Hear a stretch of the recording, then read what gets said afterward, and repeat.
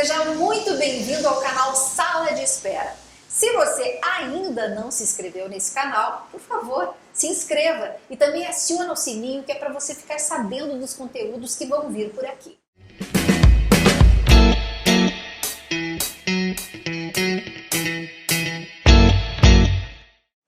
Hoje eu vou convidar uma pessoa especialíssima para estar conosco. Está aqui do meu lado o Dr. Nelson Spritzer, que é mestre em cardiologia, doutor em nefrologia e especialista no manejo do estresse. Mas não é só isso, o Dr. Nelson é pioneiro da programação neurolinguística aqui no Brasil e também diretor da Dolphin Tech. Muito prazer, Dr. Nelson, que coisa boa te receber hoje. Morando nos Estados Unidos? Morando nos Estados Unidos, finalmente, foi um projeto longo que a gente foi montando e agora estamos lá. Que coisa boa! E quando vier ao Brasil, então está sempre convidado para estar aqui conosco no canal Sala de Espera. Prazer. Doutor Nelson, me diga uma coisa, com todo esse currículo, né, da medicina, enfim, da PNL, hoje você atua mais na PNL, na medicina ou em ambas as áreas? Eu acho que não... Quem não sabe o que é a PNL, a Programação Neurolinguística, entende que é separado. Mas na verdade eu sou um médico, continuo um médico, sempre fui e continuarei, que uso a PNL. Então a PNL para mim é uma ferramenta de busca de saúde. Eu tenho essa visão. Conta para nós então, dá para dizer em simples palavras o que é a PNL? PNL, Programação Neurolinguística. Quando você programa um software no teu computador, você usa um código de programação para fazer com que ele opere determinada função. Você tem um aplicativo do teu celular, você tem uma programação para que aquele aplicativo funcione. Os nossos pensamentos que geram os comportamentos, eles também são programáveis, como se fosse um computador ou um aplicativo de celular. Claro que numa complexidade muito maior. O programa para um computador ou para o aplicativo de celular é um programa binário. Ele é um software que é compilado com uma linguagem que é baseada num código de programação binário, digital. O programa que funciona para programar o nosso pensamento, ele é analógico, baseado na linguagem. Então tem um dual linguístico e sensorial. E nós da programação neurolinguística, nós estudamos como que a gente programa pensamento, como que a linguagem produz pensamento e como que o pensamento produz comportamento. Que coisa incrível, né? É maravilhoso. Eu sou apaixonada pela PNL, inclusive tive a honra de ser tua aluna, né? Fiz practitioner, master e trainer também. Então a gente já sabe dessa potencialidade da programação neurolinguística. Mas eu queria assim que tu contasse um pouquinho para nós, ou para eles, porque eu até já sei um pouquinho também, de como é que foi que veio, porque a programação neurolinguística veio para o Brasil através de você. Eu fui o pioneiro. Eu fui o primeiro que abriu uma escola de programação neurolinguística nos anos 90. Em 90 já tinha escola aberta. Em 89 eu estava em formação.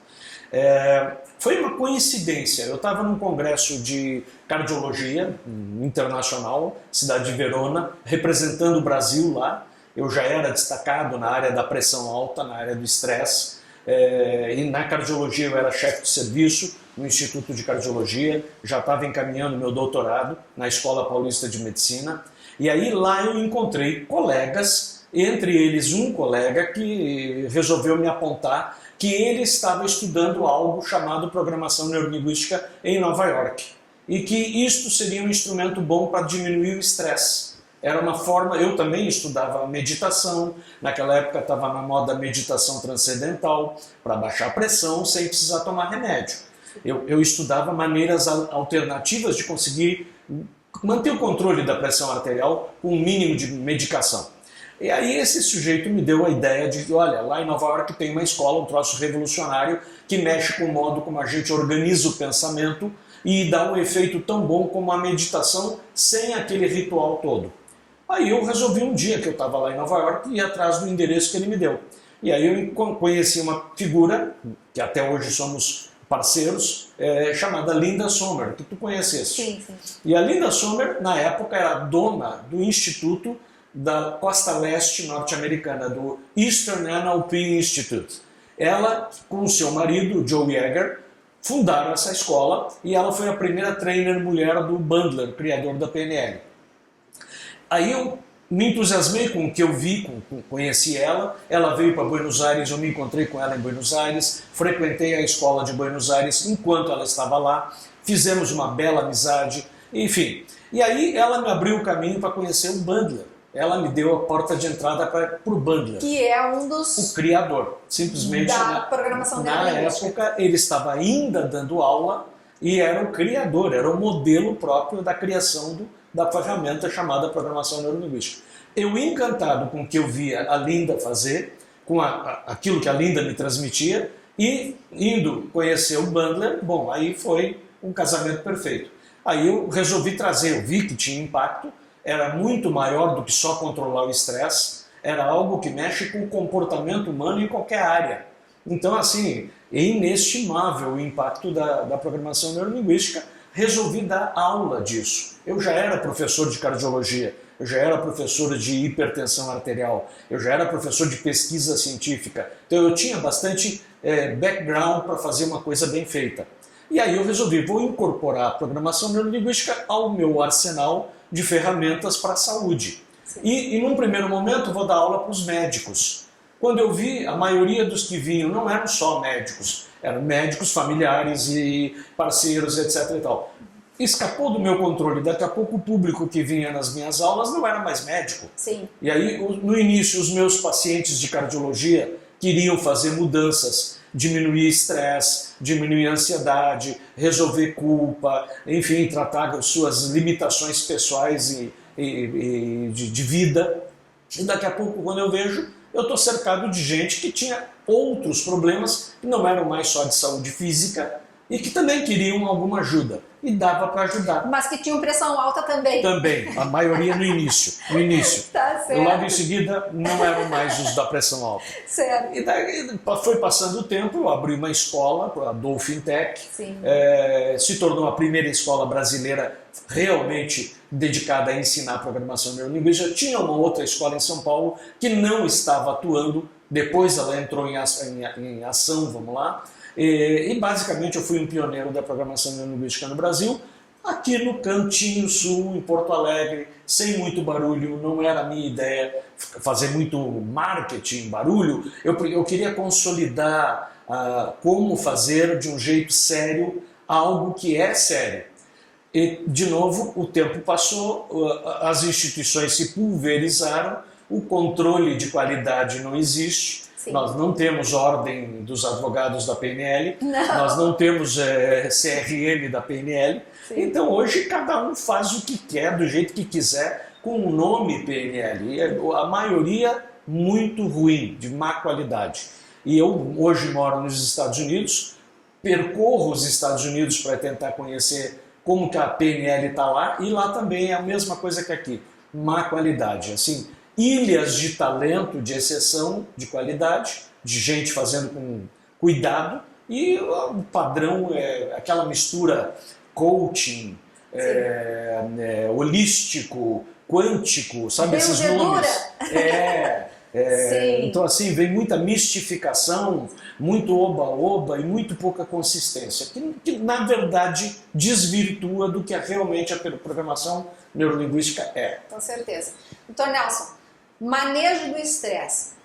Fala pra gente aqui, para o público que é mais leigo e que gostaria de entender um pouquinho o que é o estresse e como que a gente pode de alguma maneira manejá-lo e onde entra a programação neurolinguística. Vamos começar pelo nome. Estresse é um nome que a gente entende errado.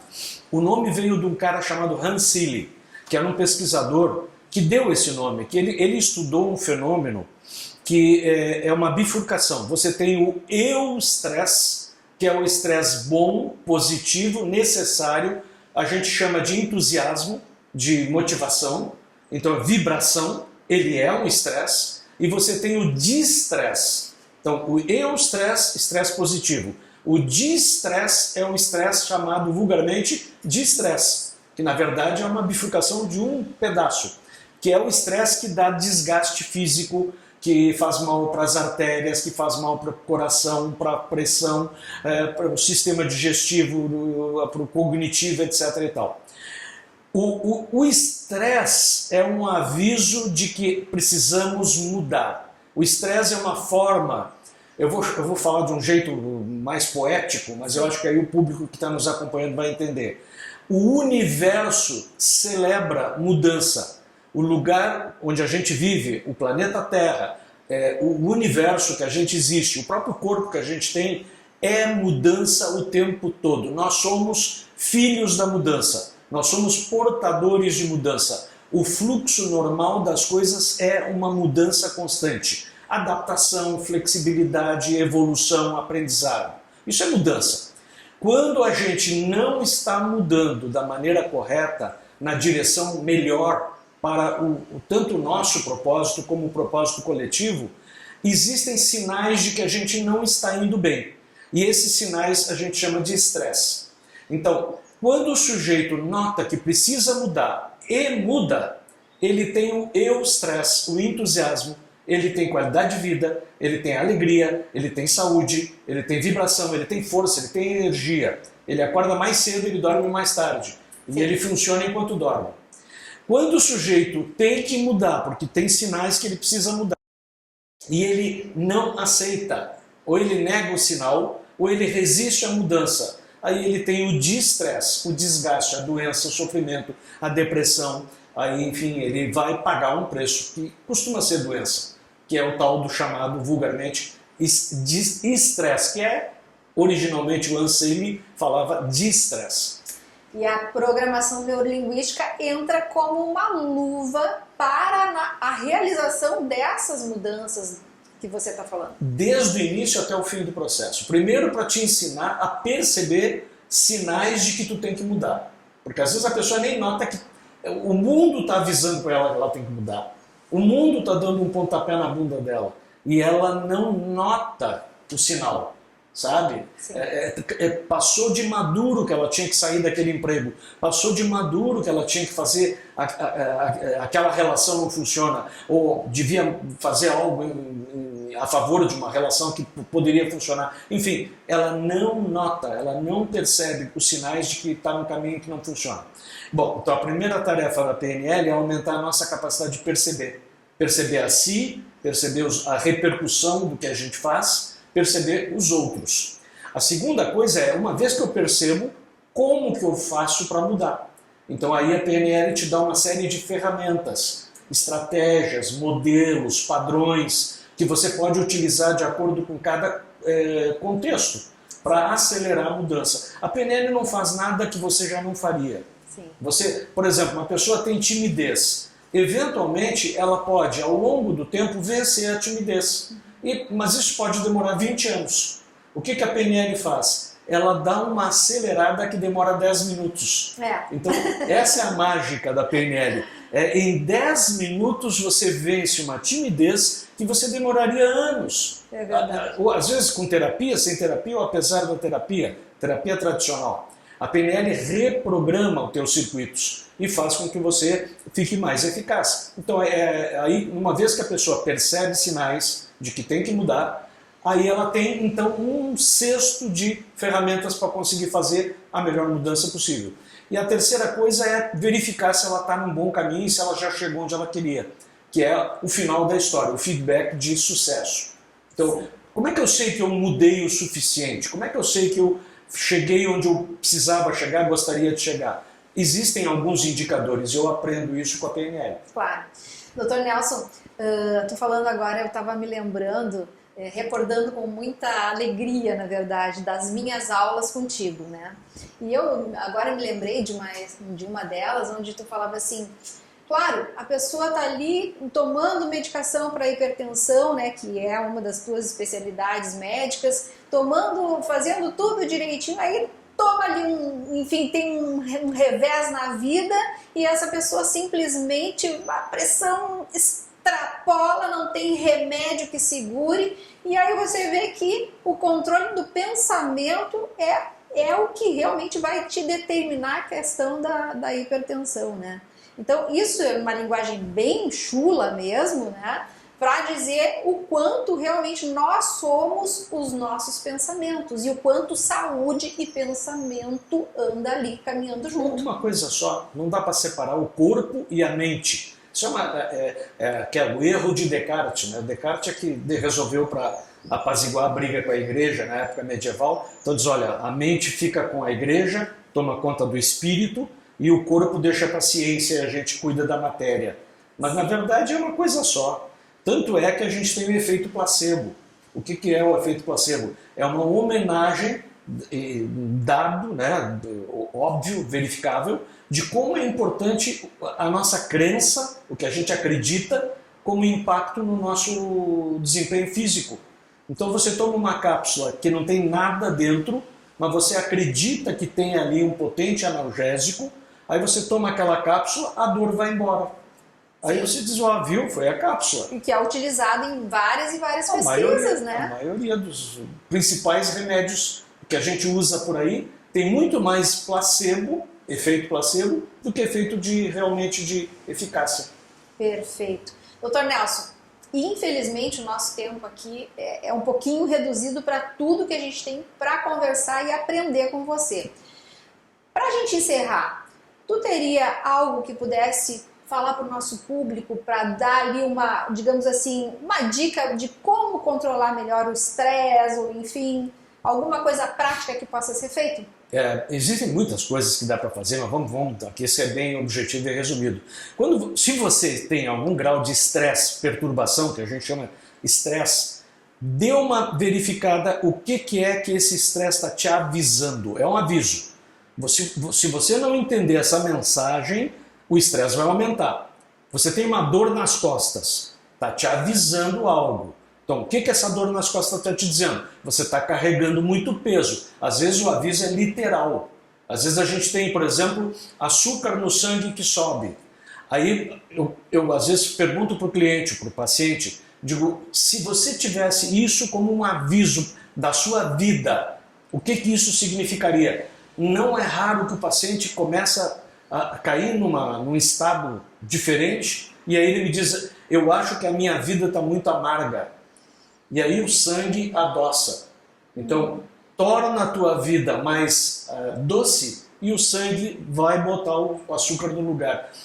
As dores são avisos, as alterações metabólicas são avisos. Às vezes é para mudar a dieta, às vezes é para corrigir um erro de alimento. Às vezes você está com dor porque você está sedentário, porque você está gordo, porque você não está se cuidando, porque você não dá tempo para o teu próprio corpo para melhorar a sua saúde física. Às vezes você tem dor de cabeça porque você não está parando de pensar, pensa demais, tem que dar uma paradinha, tem que deixar a cabeça um pouco mais ligada na natureza, contemplar a beleza do mundo, sair um pouco do detalhe e ir num plano maior. Então, controle do estresse é refazer o que você tem feito, entendendo esse sinal que está aparecendo. E aí procurar caminhos melhores e mais saudáveis. Todos são válidos. Saúde física, saúde psíquica, saúde social, saúde espiritual, saúde mental, parar de conversar com gente que só põe porcaria na tua cabeça, parar de ligar programas e noticiários que só te infestam de porcaria, não estão te acrescentando nada, não pagam tuas contas. O comentarista, aquele que só fala bobagem, que tem uma posição enviesada, não importa de qual, ele não vai pagar tuas contas, é você que paga tuas contas, você tem que ter saúde para isso. Então, cuidar mais de você, cuidar mais da sua vida e entender que o fato de que você acorda de manhã significa que você ainda está abençoado ou abençoada para mais um dia, para aprender, para melhorar e para contribuir. É para isso que a gente está aqui. Se eu quiser fazer curso de novo contigo, eu vou ter que ir para os Estados Unidos? Não, nós estamos fazendo curso online, à distância. Então, coisa boa! Fazemos curso via Zoom. Nós fazemos presencial no Brasil nas 2 vezes que eu venho para o Brasil. Aí fazemos curso intensivo, em outubro e janeiro. Mas seguido, no ano inteiro, cursos online. Podemos colocar na tela o endereço contato? Pode. Tá. É o meu WhatsApp, direto comigo, meu WhatsApp. Depois vocês sim, nós vamos agora já compartilhar com o pessoal que está nos assistindo. Faz contato direto via WhatsApp, é a melhor maneira. Querido Dr. Nelson, muito, muito, muito obrigada pela tua Obrigado a presença, viu? Eu falei que ia valer a pena você ter ficado aqui com a gente. Agradeço mais uma vez e você não perca os nossos próximos canais Sala de Espera. Um beijo e até a próxima.